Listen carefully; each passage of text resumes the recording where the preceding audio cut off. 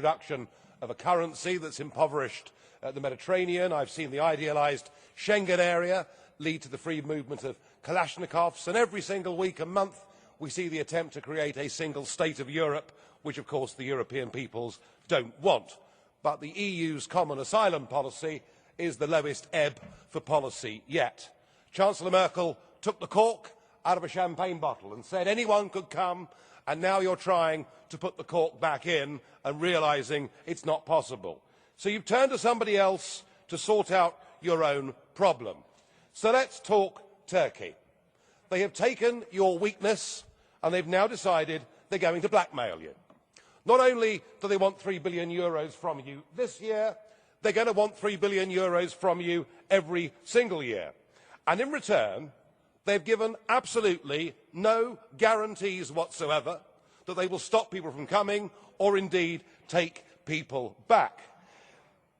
And they've managed to persuade you, whatever the Commissioner says, into offering them, by October next year, visa-free access for 75 million people whose average GDP income is half that of the poorest EU member state. I guess what you're doing is you're saying the way we'll stop illegal immigration is to make it all legal immigration. And if that doesn't take the biscuit, now you're going to fast-track Turkey to be an EU member. So let's just think about that. A country 97% of whose landmass is in Asia, apparently you want to join Europe. It is a country that appears to be keener on bombing the Kurds than it is on taking on ISIS. It is a country that has turned a complete blind eye to ISIS fighters travelling through its territory. It is a country, according to the Pew Institute, whose poll last week showed that 8% of those 75 million actively encourage and support the aims of ISIS. It is a country directly and closely linked with buying ISIS oil, and we will finish up bordering Syria, Iraq and Iran. It is mad. It is the most dangerous decision the European Union has yet taken. I'm sure the British Prime Minister will be delighted. He's campaigned for this since 2005. To me, without any of the other debate, if there was one single reason why Britain should, in this referendum, vote to leave the European Union, it is the folly of political integration with Turkey. It is not only stupid, it is damned dangerous.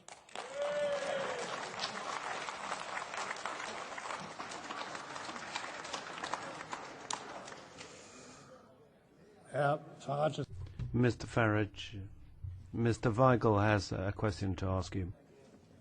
Mr. Farage, you were very determined when describing all the bad things you see in our relationship with Turkey.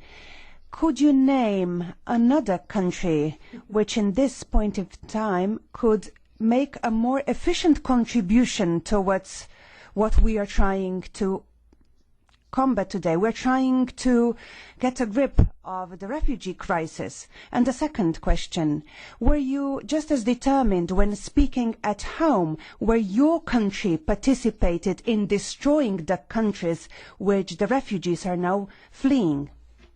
Believe you me, I was no supporter of Tony Blair's endless series of wars, and if I was in a different parliament and not this one, I would vote against the bombing campaign that Mr Cameron wishes to join the Americans and French in, because it has been poorly, badly thought through with no long-term strategy whatsoever.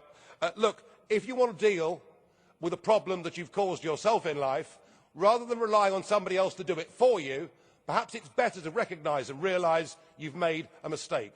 And the only solution open to the European Union is to follow the example of Australia, who from 2008 onwards had a lot of boats heading towards their country, a lot of boats sinking, a lot of people drowning, many